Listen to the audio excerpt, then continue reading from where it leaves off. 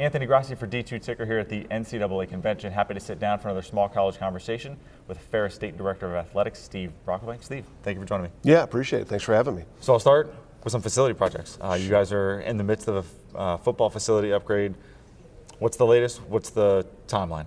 Well, we're breaking ground this spring on a new residence hall. So it's unique. We're going to have a residence hall on the north side of the stadium, built into the stadium itself. So that is step one.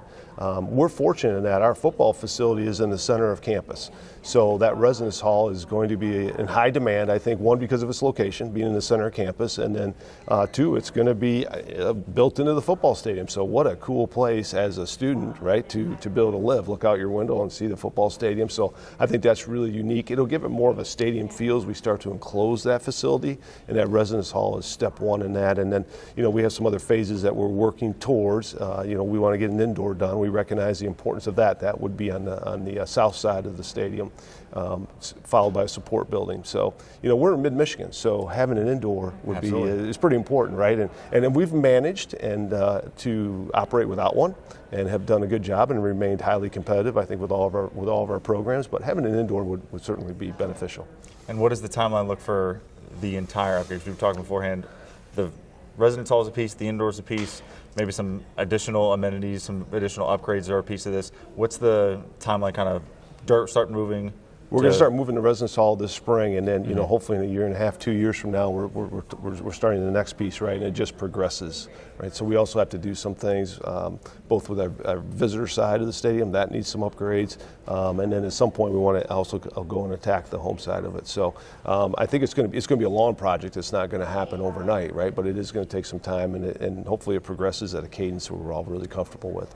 You got some new hard work coming back to Ferris. We do, yeah, we do. Yeah, it's fun. How have you sustained the success for that football program? What have you done as the director of athletics? Because Ferris State football has been one of the preeminent football programs for a good while. Yes, it has. Yeah. So since we've won 3 out of 4 national championships, and I've been there 4 years, so it's been a fun 4 years. And I don't want to take any credit for it. I really think it's a commitment by the institution, by the university, to appropriately fund and resource all of our athletic programs, and we recognize the importance of football and the impact that football can make both on the institution, to our alumni, to increasing engagement from folks. And so we have committed the resources necessary, recognizing those benefits, right? So we want to make sure that our football program, our student athletes, one, we create a fantastic experience for them, but we position that team and that staff to win championships, and the university is committed to doing that, and our actions speak likewise. What conversations are you having with your head coach as you try to maintain that position at the top of football? Yeah, I think it's where are the gaps? What are we missing? Where can we help? Right. So we had another assistant coach last year. Is it more in our nutrition center? Do we need to do something more there? Is your operating budget sufficient? Right. Are we scheduling appropriately? We have no fear in playing anybody, right? So for us, we're not scared to get a charter flight and go fly and go play somebody, right? If it best positions our program and sets them up for a national championship run, then that's what we're going to do, right? So I think it's just talking about where are those gaps, where are things that we can try to help fill in, and we have that conversation all the time, and we're going to fill those gaps as we see them. You guys have home and home. You're on the second leg of that coming up this fall. Yeah, Pitt State game. Yeah, your Pitt State game for week 0. I'm curious what you're thinking about beyond this upcoming season into 26, how you're thinking about that non-conference schedule. Yeah, it's always a challenge for us, right? Because we're going to have to find 3 or 4 non-conference games. So that becomes a challenge for us. I can assure you this, we're willing to travel anywhere. We're willing to play anybody, whether it be an FCS opponent. Now, I know that doesn't count and necessarily help us as we talk about the Division II playoffs, but we played Montana, 2 years ago. They went to the national championship game. It was a highly competitive game. So I think, our willingness to go play whoever, wherever is number one. That's where it starts, right? And then it's reaching out and trying to find people that recognize the importance of playing a high level of competition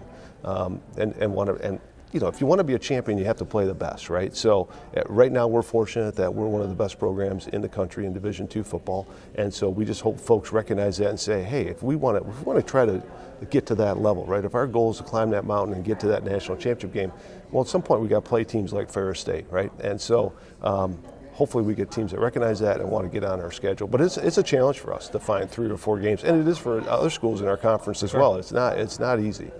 Before we dive too deep into football, I wanted to ask your approach as a leader. Obviously, football is highly successful. You have Division I hockey, which is a high-profile program. How are you thinking about leading and investing in some of your other sports? Yeah, I would say the commitment level is very much the same, right? And that's a commitment from our president. We're fortunate we have a president who is just a fantastic individual, fantastic leader, former student athlete, former coach, right? Believe it or not. So my conversations with him, they're fun, right? They're fun, and he gets it, and he understands it, and he understands how to leverage athletics to help the institution. We've made a commitment to all of our programs to make sure that they're resourced appropriately and that we best position them to win and win at a high level. Right? So I think we're in a really good position with all of our programs, not just football. When you think about the investment, especially in all of your sports, is there a benchmark that you want to hit from an investment standpoint, either across the conference, across the country in certain sports? Where do you want to try to sit? Yeah, good question. So I think you're always looking at where other institutions are. You're always benchmarking yourself against your peers, right? Without doubt. But I think it comes back to those conversations that I have with head coaches, right? What is it that you need to make a run at a national championship? Like what does that look like for you, right? And what is it that we're not providing you that you need to make that run? And it's that conversation to me that's more important necessarily than benchmarking, because each institution has its unique nuances, right? So, but what is it that we need, right? So that to me that's where it begins, is with that conversation, and then obviously looking at benchmarks. Very interesting, yeah. As we think here at the NCAA Convention in Nashville, one of the big proposals on the D2 docket will be the football AQ bids. I'm curious what your perspective on that is. Yeah, so I obviously I'm opposed to it. I think earned access was a fantastic compromise when it came into Division II. I think the goal is at the end to find the best team in the country to be the national champion. And I'm concerned that with the AQ that we may eliminate some at-large bids for some teams that are very deserving, that are highly resourced, that are positioned to make a run at a national championship, won't be able to get into the bracket because of the AQ. And so right now I believe earned access was a fantastic compromise. I hope that stays in place. If that does pass, I certainly hope that we look at expanding the bracket.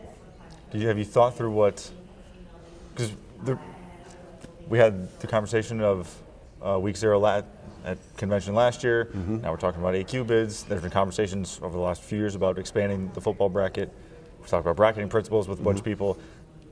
Is there, at what point is it best for probably the Division II football members to say, have a kind of powwow and say, here's what we think the setup should be, and maybe it's on a budget cycle, maybe it's on a championship budget cycle, maybe it's on a tie to the ESPN deal, whatever it may be, and kind of hash out what we think we can all agree on where some of these compromises, basically, as you mentioned, because that was some of the conversation with week 0 was some people were for, some people were against, some people thought if we take week 0, if we back the season up a little bit, and there's a whole bunch of that's just one specific issue. But what do you think of kind of the big compromise piece of this? Well, week 0 was very important for us and for a lot of institutions because it gave us some scheduling flexibility. Absolutely. We would not have played an 11-game schedule last year if it wasn't for week 0. And there are a number of institutions that were in that same boat. And you certainly don't have to utilize week 0, so no one's forcing you to use that particular week. So I found it really beneficial. I think one of the challenges, one of the things that I have seen, and I've spent a lot of my career in Division II, not all of it, but certainly a number of years, there has been a shift in priorities for some institutions in Division II, and I'll kind of explain that a little more. When I was first in Division II, there were a lot of state institutions that were well-resourced institutions that just had a different set of priorities that probably more matched ours today. And what we've done, because those schools have transitioned into Division I, right? I think about North Dakota State, South Dakota State, UC Davis, North Alabama. I mean, we can compile a long list of these schools that have transitioned up to the Division I level, and then we have replaced those institutions with smaller institutions, right? Who have a different set of priorities than probably institutions like ourselves, who we are more like some of those Division I schools that I just mentioned in terms of both enrollment, resources, state institution. And so I think right away you have a clash of some priorities within the division. And so I do think at some point we need to figure out like what is important to all of us and how can we make it work for all of us. Is there some opportunities to do some things with some lower resource Division I schools at some point, right?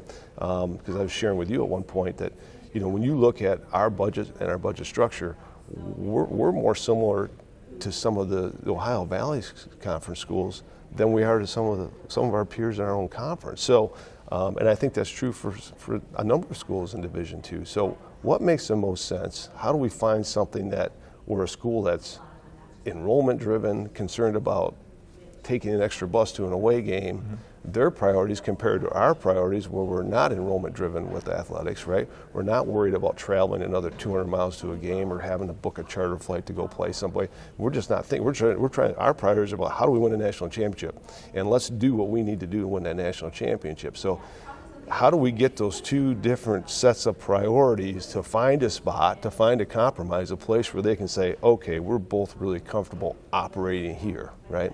And is there some opportunities to do things with some of the lower resource Division I schools, perhaps just in the sport of football, right? Football it is a different animal, right? And so, and it should be looked at differently. We do it with hockey. I mean, we have a Division I hockey program. There's 63 of us in the country, and we're not all Division I schools across the board. So there's a number of multi-divisional schools that play hockey. Why can't we look at perhaps doing something with football? Are you now an outlier in the other way? Have you thought about it that way? Maybe from whereas when you started in Division II, you were the norm, and the shifts over time in membership and the backfill of members have created such an environment where you are now maybe not the norm. I don't know if we're not the norm. I just think that there's a greater disparity between schools in terms of how they're structured, their enrollment, are they private, are they state, right? So I don't know if we're not the norm yet, but you're correct. There certainly is how the membership of Division II has certainly changed. Is there, and that shift, has that created an environment where maybe Division II specifically, maybe the NCAA broadly, needs to reevaluate what a Division II member is versus a Division I member? I wonder if they need to reevaluate Division I, II, and III, right? I mean, at some point, I think we're all watching what's happening at the Power IV level, and it seems as if they're maybe redefining, right, what they're going to be and what that's going to look like. So why can't we do the same, right? So do we have to wait on them? Because that'll take some time, right? And so that to me is frustrating as a director of athletics when you say, hey, look, we need to look at some things and maybe talk about reimagining what football looks like, not just at the Power IV level, but at the Division I level, the FCS level, the Division II level. Do we really have to wait to reimagine it, or can we start doing that right now, particularly in the sport of football? So I hope that happens. I think it needs to happen, and I hope we don't have to wait for the Power IV to reimagine themselves and get it all set so the rest of us can then go ahead and begin our work. Well, we've kind of seen it with the FBS as the actual championship. The money that's made off of football postseason at that level is outside of the NCAA. So we've seen some things where football is obviously unique. Do you feel that there is the appetite within the division, maybe within your conference? Are there enough members basically that feel the same way you do, that is a change that can be advocated for legislatively? I'm hearing more of it. Okay. I don't know if there is enough. I don't know if there's enough folks that are in that boat to say, let's make a change legislatively. I don't know, but I'm hearing more and more of it, right? That conversation is getting louder and louder.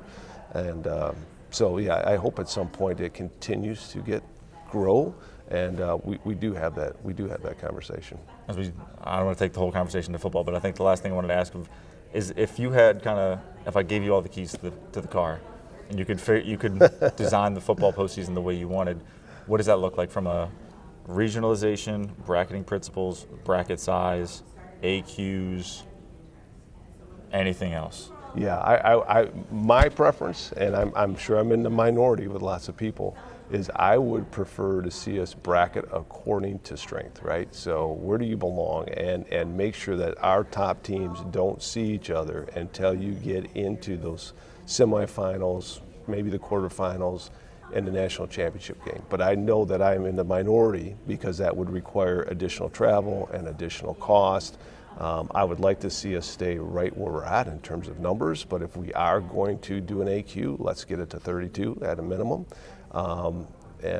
But again, I understand that I'm in the minority when it comes to that, because there would be some expenses that would be attached to that. But again, my end goal is to make sure that we have the best football team in Division II on that podium in the national championship game, and ensure that we have the two best teams in the country playing in that national championship game. If you want to highlight Division II and Division II football, and we don't get many opportunities to do that, there's not a lot of opportunities to be on a national platform. Well, that Division II national championship is one of those few opportunities. So let's ensure that we have the two best football programs in the country in that game.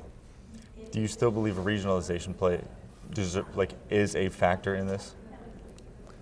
I mean, I guess we could take it to it's never not going to be, I don't think, in Division II. Yeah. Okay. Yeah. You just asked if I had the keys to the car, though. What I do. True. Yes, that is true. We mentioned hockey a little bit. Yeah. As a Division I hockey member, I'm curious how you're thinking about handling all of the changes at Division I come the House settlement. Yeah, that's a good question, and we have gone back and forth on that. Do we want to opt in? Do we want to opt out? What makes the most sense for us and for our program?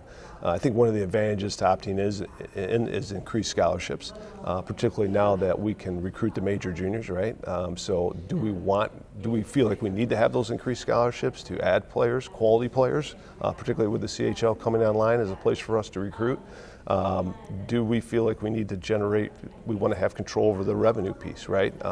Or there's some things we can do. We can opt out, stay at 18, have an unlimited roster, and then do a better job, for example, of using Alston funds, right? Are there some things we can do there and do it better? So I think we're still going back and forth. I would say that most of our conference, the CCHA, when you talk to membership, there's still a lot of, I'm not sure, people are trying to, I think, navigate those waters, and it's not particularly easy. We also just announced the retirement of our current head coach, Coach Daniels, and so we're beginning that search, and I think we'll include our new head coach in that conversation. How does the fact that you're going through that search at this time, kind of how do those two mesh? Does maybe, obviously that person will have a voice in that, as you just mentioned, sure. But does that maybe influence who the right selection is? Does that play a factor? And then maybe what are the things that you're looking for in hiring that specific head coach? Yeah. So I think one of the things, there's certainly a sense of urgency for us when it comes to hiring a head coach. And so we timed it so that we knew Coach Daniels was going to retire, and so we said, hey, let's make this announcement right after the first of the year so that we can get to work. We don't want to miss opportunities of getting up into the major juniors and recruiting student athletes. And we feel like maybe we're missing a little bit of that right now. So how can we get somebody in here right away so that they can catch up and get going? Can we get ahead of the portal window? So those are some of the things that we're trying to do with that search. But looking for somebody, one, that understands and has some connections to the major juniors, somebody that understands recruiting in Europe is important, right? We recognize we're Ferris State. We're not going to win a ton of recruiting battles in North America all the time. So, do we have somebody that has some relationships in Europe, understands how to go over to Europe, recruit in Europe, somebody that can go hit the major juniors?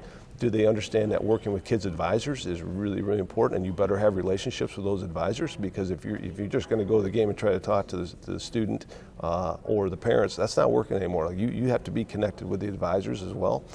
So I think finding somebody that understands all those pieces, has those relationships, obviously is very competent in the sport of hockey, right? Ferris has a long, proud hockey program, and there's no reason why we can't get back to winning at the level that we had won at just a few years ago. Curious how you think about developing the culture at Ferris. And you're in year 4 as JV. Year 4, yeah. Maybe how your approach has changed over those 4 years to maintain the culture of excellence. Yeah. I think I give all this credit to our coaches and our student. We have a fantastic synergy within our athletic department. Our coaches are fantastic at building relationships with our student athletes, which I think is where it always begins, right? It's about pouring time, energy, and love into student athletes. If you want people to perform at a high level, pour time and energy into them, right? And truly care about them, and they'll perform. And our coaches do that. They're committed to doing that, and that's hard. That's a lot of work.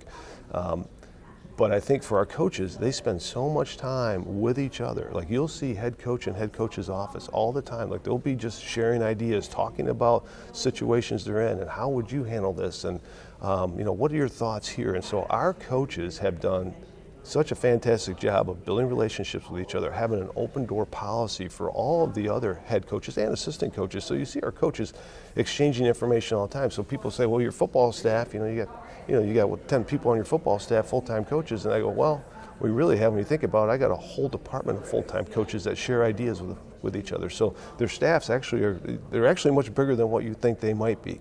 And so it's really, for me as a director of athletics, to walk through and see people exchanging ideas and exchanging thoughts with each other, right? I'll see our volleyball coach sitting down in the football offices, just sitting there talking to Coach Anise, our head football coach, and they're just talking about different situations and ideas and how they can make their program better, and what are your thoughts? So, head coaches are great resources for each other, and I always tell them we can learn best from ourselves. We did a retreat last year with our coaches, and I always have a couple of our head coaches come up and talk, right? I said, we can bring in some folks, and we'll do that at times with retreats, but there's a lot of knowledge in that room of coaches, so let's share with each other, right? So I think it's just building that collaboration, that relationship piece, not only with our student athletes, but coach to coach. Is there anything you're specifically doing to try to, foster or maybe lead by example in that element of collaboration? Oh, I think it's just, get out of your office, be around, be present, right? Spend a lot of time in conversation with people, right? And so those are the things that I do. I'm no different than our head coaches with head coaches. I'm usually around, talking, speaking, just trying to make sure that we continue that culture of collaboration with each other. Steve, I got you into this last big-ish question. Yeah. I'm curious as we're here at the NCAA Convention, what the area of focus that you're kind of keyed in on right now is? Yeah, well, I think there's a lot. I think one is you mentioned it. The house settlement is certainly one thing that we're paying a lot of attention to. The football piece, what's happening in the changing landscape of Division II football, and what could happen tomorrow with the AQ vote is something that we're spending a lot of time on. So I would say those are probably the priorities for us. Excellent, Steve. Thank you for the insights. Thank you for joining me today. Yeah, I appreciate it. Thanks for having me.